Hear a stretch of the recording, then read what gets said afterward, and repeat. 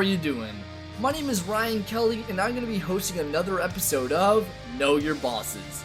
Know Your Bosses, if you're not aware, is a show where I will review some of the most classic bosses to the lesser known ones.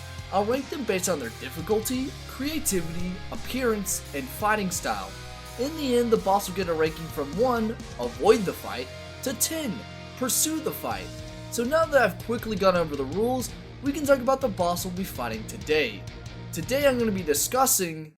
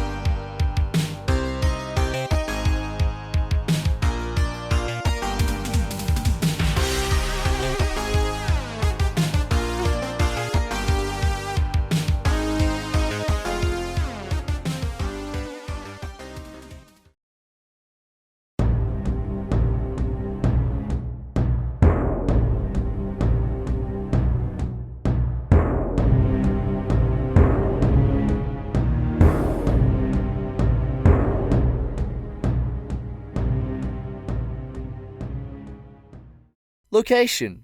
Thunderblight Ganon can be found in the Vah Naboris dungeon after shutting down all 5 of the terminals. In order to be able to access this dungeon, you must have gotten the Thunder Helm after beating Master Koga at the end of the Yaga clan hideout. Once you have the helm, you can give it to Riju. Doing this will make it so you're able to approach Vah Naboris without instantly dying. Once you're at Vah Naboris, you must shoot all 4 of its feet 2 times with bomb arrows in order to be able to board it. Keep in mind that you must stay within the Thunder Helm's bubble in order to not get hit by its lightning attacks. Once it tries to attack you, you can approach it and shoot it with bomb arrows. After you shoot all 4 of the legs, you will be able to board Vah Naboris.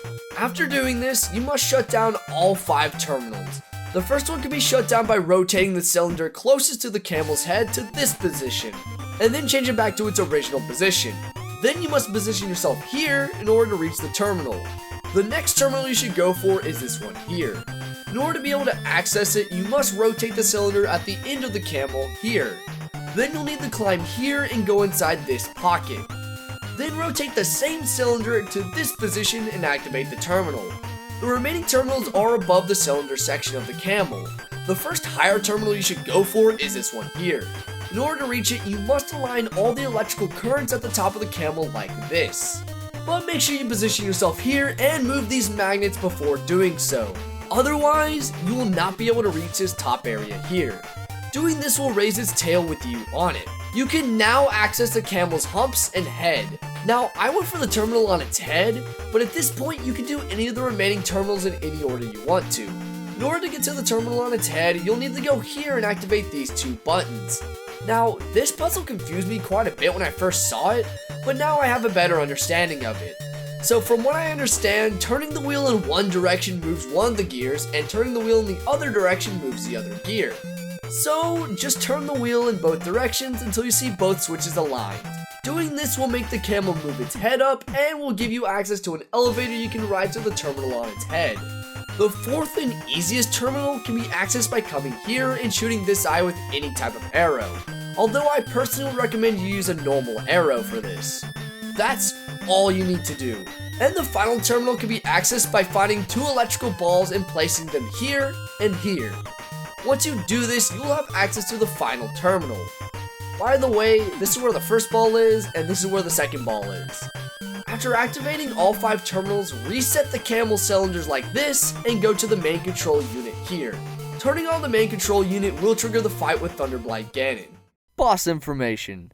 Unfortunately, there's not that much information about Thunderblight Ganon, but I will try my best to dig up what I can about this boss. Anyway, Thunderblight Ganon, also known as Scourge of the Divine Beast Vah Naboris, is a creation of Calamity Ganon, the main antagonist of the game. Its sole purpose was to kill the champion Urbosa and take control of Vah Naboris, which it was successful in doing. All of this took place 100 years before Breath of the Wild. Now, that's the origins of Thunderblight Ganon, but I want to talk about some of the more interesting trivia about it. Well, just like with a lot of bosses, Thunderblight's Ganon is a little bit different based on what language you're playing in. Its name in Japanese and Korean is Thunder Curse Ganon. It's called Ganon's Thunder Wrath in Spanish, Ganon's Lightning Phantom in Dutch, Ganon's Lightning Shadow in French, and Ganon's Lightning Fury in Italian. This is everything that I could find about Thunderblight Ganon. However, I did find a fun fact about the Divine Beast itself. Vah Naboris' name is based off of the sage spirit from Ocarina of Time, Nabooru. Strategy. Before you fight Thunderblight Ganon, there are a few things you should have in order to make the fight easier. For starters, get an Electro Elixir to boost your resistance to electricity. Then make sure you have plenty of weapons. Now, I've noticed that lance and spear weapons work the best against it. Also, just a tip, don't rely too heavily on guardian weapons like I did because they break a lot quicker than normal weapons do. I wish I had known this going into the fight. Now, this is something that helped significantly during my fight with Thunderblight Ganon, but definitely isn't something that you should go out of your way to get if you're already about to fight it. And that is Mipha's Grace. This essentially is a health boost for whenever you run out of hearts. So having this will help a lot, especially if you're low on hearts like I was during my fight. And finally, make sure that you have plenty of ways to heal yourself, whether it's through cooked meals and or just eating raw food. So now that we've gotten that out of the way, we can talk about the fight itself. Thunderblight Ganon consists of 3 phases. The first phase consists of quick movements and the occasional lightning attack. The second phase has you using your magnet power to lift up one of these rods and conduct electricity and shock Thunderblight Ganon out of the sky. And the final phase being similar to the first one, but has more electrical attacks as well as a laser beam attack that locks onto you and can do a lot of damage if it lands. The best way to approach Thunderblight Ganon is to attack it when it stops moving, but it can be kind of hard to tell where it will end up and when to make your move. From what I've noticed, when it's on the ground, it will typically do 2 or 3 attacks depending on what phase you're on, and then will be open to attack. Keep in mind when you're attacking it after it stops moving, you will have to break its shield every time. This isn't hard to do, it's just something that you should be aware of when fighting it. Now, if you happen to be too close to it when it's attacking, then your best bet is to either block its attacks with your shield, or to counter it with attacks and get in some free hits like this. The second phase is pretty easy to deal with, so I won't cover it for too long.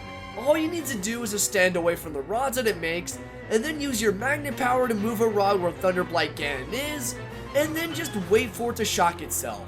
After this, get in as many hits as you can before it's able to move again. And the final thing you should keep in mind is this laser beam attack.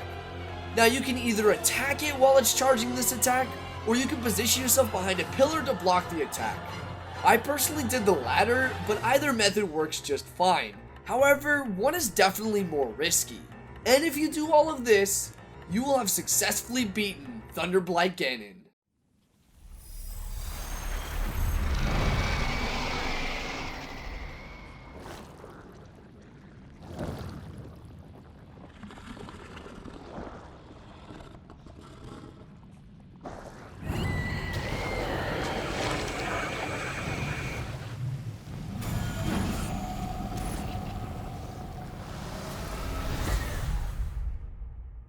Rewards.